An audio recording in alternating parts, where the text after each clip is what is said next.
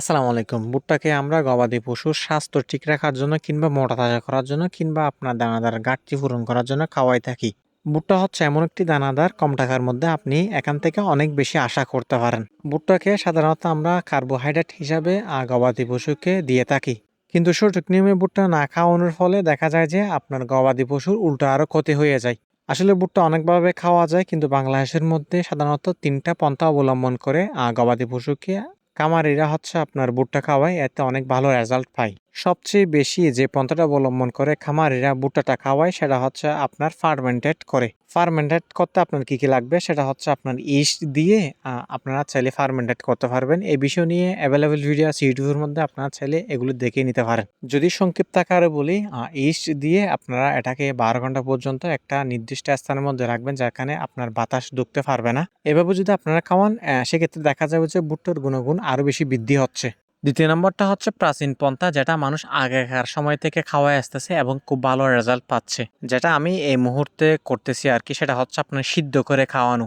অনেকে দাবি করে যে ভুট্টা নাকি সিদ্ধ করলে আপনার ভুট্টার গুণাগুণ নষ্ট হয়ে যায়। আসলে এটা অনেকটা সত্য কিন্তু পুরোপুরি সত্য নয়। আপনি যদি সঠিক নিয়মে ভুট্টাকে সিদ্ধ করতে পারেন সেক্ষেত্রে দেখা যাবে যে আপনি যে এখান থেকে পুষ্টিটা পাওয়ার কথা সেটা অবশ্যই পাবেন। এবার আসেন আমি দ্বিতীয় নম্বর পন্থাতে কেন বেছে নিয়েছি, যেহেতু আমি গ্রামে অঞ্চলে থাকি, এখানে হচ্ছে আপনার লাকড়ির কোনো ধরনের ঘাটতি নাই আমাদের এলাকার মধ্যে। সেক্ষেত্রে আমি এই পন্থাটা অবলম্বন করে খাওয়াই এবং এটা খুব ভালো রেজাল্ট পাইছি, পাশাপাশি অনেক বেশি বরকত হয় এভাবে খাওয়ালে আর কি।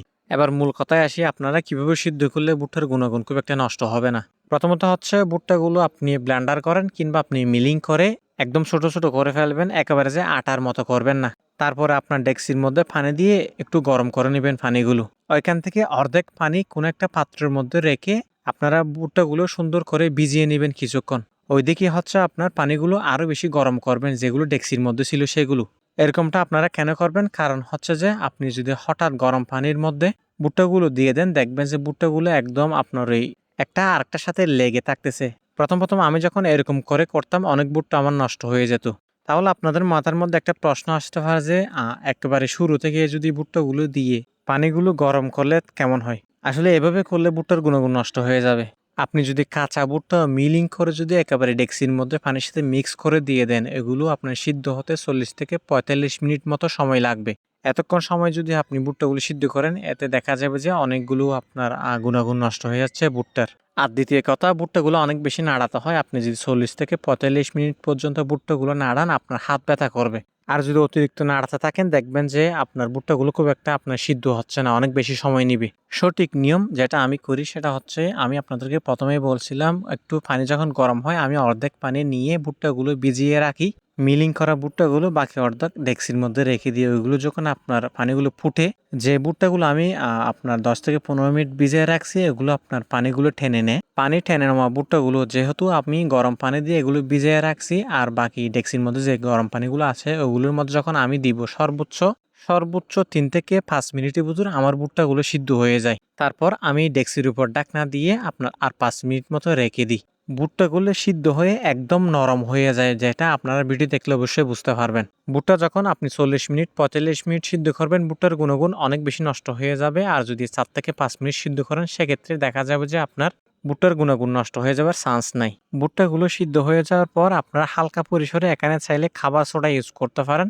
এভাবে যদি করেন একেবারে কোনো ধরনের সমস্যার সম্মুখীন আপনাকে হতে হবে না। আর পাশাপাশি আমি কিছু এখানে সাপ্লিমেন্ট ইউজ করতেছি। অনেকে এর আগে একটা ভিডিও করছিলাম যেখানে সাপ্লিমেন্টগুলো আমি আপনাদেরকে বলি নাই। আসলে আমার দানাদারের মধ্যে আমি সাপ্লিমেন্ট হিসেবে অনেক কিছু ইউজ করি, আর বিষয়টা আসলে এরকম না। যেহেতু আমি ঘাস দিতে পারতেছি না সেজন্য ভিটামিন প্রিমেক্স পাশাপাশি হচ্ছে আপনার মিনারেল মিক্সারগুলো ইউজ করে থাকি। আমার ছাগলগুলো মাশাআল্লাহ এত সুন্দর করে সিদ্ধ করে ভুট্টাগুলো খায়, যেটা আমি আপনাদেরকে বলে বোঝাতে পারবো না। এখানে আমি সব ভুট্টাগুলো দিই নাই। আমি খাসি ছাগলগুলোকে আলাদা খাওয়াই এবং ব্রিডেরটাকে একটু আলাদা খাওয়াই। এগুলো হচ্ছে আপনার মাদি ছাগলগুলো। এদের পেটগুলো দেখলে আপনি বুঝতে পারবেন কি পরিমাণ এগুলো খায় ছাগলে। গরু ছাগল সিদ্ধ ভুট্টা আপনার এত সুন্দর করে খায়, অন্য খাবার আমার মনে হয় না এত সুন্দর করে ছাগল এবং গরু খায়। এভাবে যদি আপনারা ছাগল গরুকে যদি ভুট্টা খাওয়াতে পারেন, খাবারের মধ্যে যদি ৪০ থেকে ৫০% যদি ভুট্টা রাখতে পারেন, এতে আপনার দানাদারের কস্টিং অনেক বেশি কমিয়ে আসবে। পাশাপাশি হচ্ছে আপনার গবাদি পশুর অল্প সময়ের মধ্যে আপনারা চাইলে ফেটেনিং করতে পারবেন এবং মোটা তাজা করতে পারবেন। এবার আসেন ভুট্টার মধ্যে কোন কোন উপাদানগুলো থাকে। প্রথমত হচ্ছে আপনার ৩২০০ থেকে ৩৭০০ পর্যন্ত কিলি ক্যালোরি থাকে। প্রোটিন হচ্ছে আপনার 8 থেকে 9%, আর ফ্যাট হচ্ছে 3 থেকে 4%, আর ফাইবার হচ্ছে আপনার 2 থেকে 3%। ভুট্টার মধ্যে প্রচুর পরিমাণ ক্যালোরি আছে, কিন্তু প্রোটিনের সংখ্যা অনেক কম। এটাকে ব্যালেন্স ঠিক রাখার জন্য আপনার চাইলে পাশাপাশি সোয়াবিনের খৈল এবং ফাইবারের জন্য, হজম বৃদ্ধির জন্য গমের ভুসি আর মিনারেল মিক্স অ্যান্ড ভিটামিন প্রিম্যাক্স এগুলো যদি অ্যাড করেন খুব বেশি ভালো কাজ করবে এবং খুব তাড়াতাড়ি আপনার ছাগল কিংবা গরু মোটা তাজা করতে আপনি সক্ষম হবেন।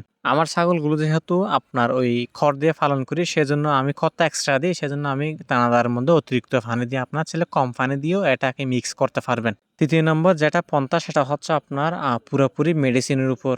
তৃতীয় নম্বর যেটা পন্থা, সেটা হচ্ছে আপনার পুরোপুরি মেডিসিনের উপর।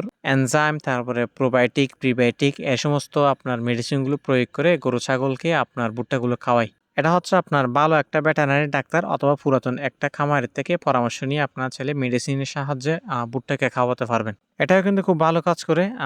কাজ করে না বিষয়টা আসলে এরকম নয়।